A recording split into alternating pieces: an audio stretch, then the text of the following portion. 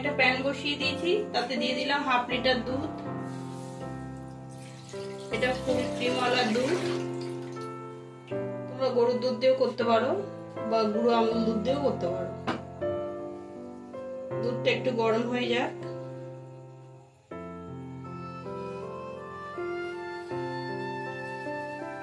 এতে এক্সট্রা কোনো জল দেব না।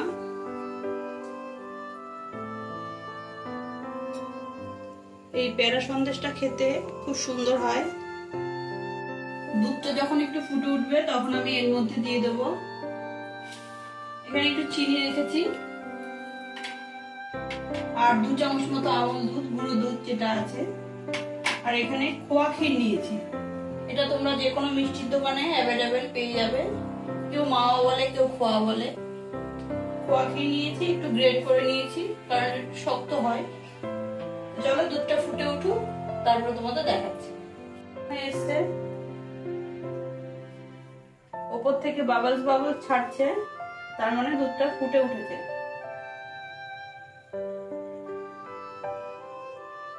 গ্যাসের ফ্লেম বাড়ানো যাবে না, মিডিয়ামে রেখেই করতে হবে। চলো এর মধ্যে আমি দিয়ে দিচ্ছি এখন 3 থেকে 4 চামচ চিনি, বেশি দেব না।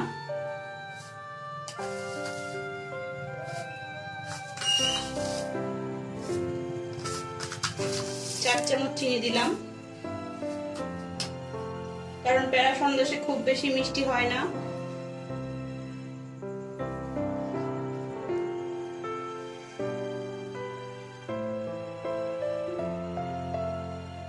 দেখো দুধটা আমার ফুটছে, চিনিটা গলে গেছে। তোমরা গুজিয়া রেসিপিটা এত সুন্দর সুন্দর কমেন্ট করছো আর এত ভালো লেগেছে তোমাদের রেসিপিটা, তাই আমি সহজেই কিভাবে প্যারা সন্দেশ ঘরে তৈরি করা যায় সেটাই আজ করে দেখাবো।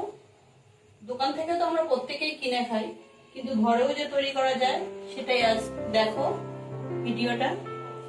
আশার আলো কুকিং ভিডিও চ্যানেলে তোমাদের সবাইকে স্বাগত। চলো আজ প্যারা সন্দেশ তৈরি করে দেখাই, সাথে থাকো, দেখতে থাকো। দেখো দুধটা আমার ফুটে উঠেছে, একটু কমেও এসছে। এরকম অবস্থায় আমি এখান থেকে 2-3 চামচ দুধ, গরম দুধ তুলে নেব।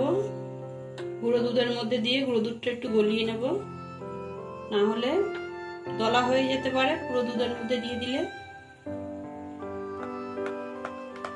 এখানে বেশি গুঁড়ো দুধ ব্যবহার করব না, যেহেতু মাওয়া যাবে। তোমরা চাইলে এটা পুরো গুঁড়ো দুধ দিয়ে করতে পারো,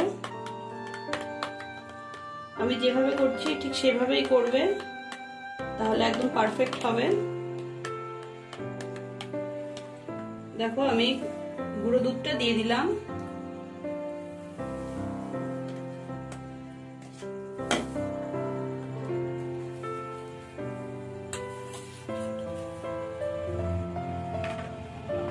আর এর মধ্যে দিয়ে দেবো আমি যে মাওয়াটা একটু গ্রেট করে রেখেছিলাম সেটাই।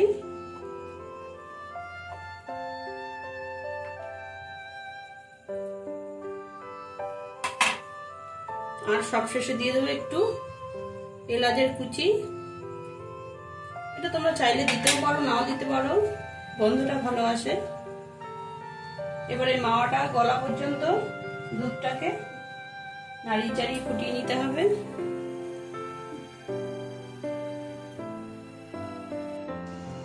দেখো দুধটা আমার একদম ঘন ক্ষীরের মতো হয়ে এসেছে। এটা আরেকটু নাড়তে হবে, যেহেতু মাওয়া দেওয়া বা খোয়া ক্ষীর, তার জন্য এর গন্ধটা কিন্তু খুব সুন্দর বেরিয়েছে। এটা তাপ বাড়ালে হবে না, মিডিয়ামেই রাখতে হবে গ্যাসের ফ্লেমটা। তোমরা চাইলে আঁচে বা কাঠের উনুনেও করতে পারো, সেক্ষেত্রে সবসময় এরকম করে খুন্তিটাকে নাড়াতে হবে। এই ছোট ছোট টিপসগুলো আশা করি তোমাদের কাজে লাগবে। বসিয়ে রেখে কোনো কাজ করা যাবে না, তাহলে নিচ থেকে ধরে যেতে পারে, সেই ক্ষেত্রে সন্দেশটা ভালো হবে না। দেখো আরেকটু হলেই আমি নামিয়ে দেব। যখনই হবে কড়া থেকে ছেড়ে দেবে, বুঝতেই পারবে। দেখো কতটা সুন্দর ঘন হয়ে এসছে, পুরো মনে হচ্ছে এটা ক্ষীর।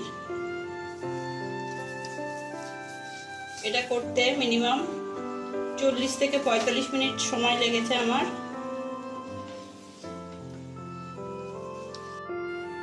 দেখো প্যারা সন্দেশের জন্য সন্দেশটা কিন্তু আমার হয়ে এসেছে, কড়াই থেকে ছেড়ে দিচ্ছে।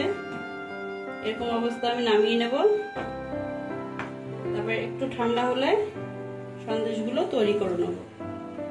এখন প্রচুর গরম, দেখতেই পাচ্ছ কি সুন্দর কড়া থেকে ছেড়ে দিচ্ছে, তার মানে এটা হয়ে গেছে।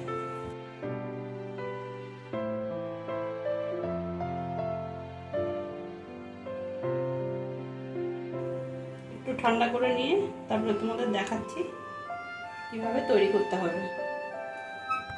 পুরটা আমার ঠান্ডা হয়ে গেছে। এবার আমি হাতে একটুখানি ঘি দিয়ে নেব যাতে লেগে না যায়।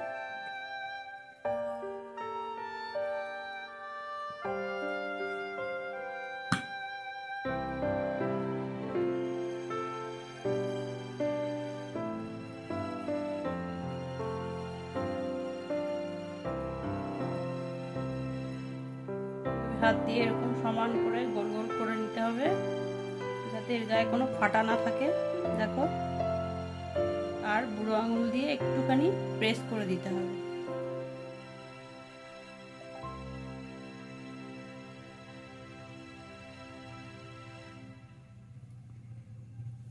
এর মধ্যে আমি একটু সাজানোর জন্য দিয়ে দিচ্ছি একটা করে চেরি।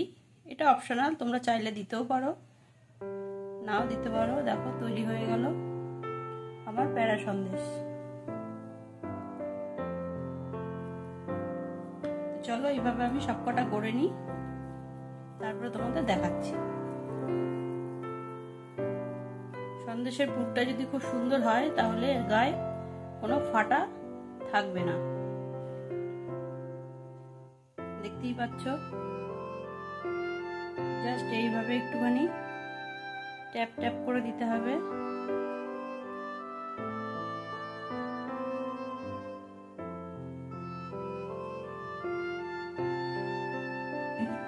কত সুন্দর লাগছে দেখতে।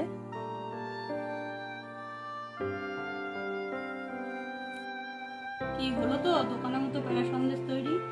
দেখো প্যারা সন্দেশগুলো আমার তৈরি হয়ে গেছে, খুব সুন্দর নরম হয়েছে। এটা একটু শক্ত হবে রেখে দিলে, যেহেতু গরম আছে এখনো।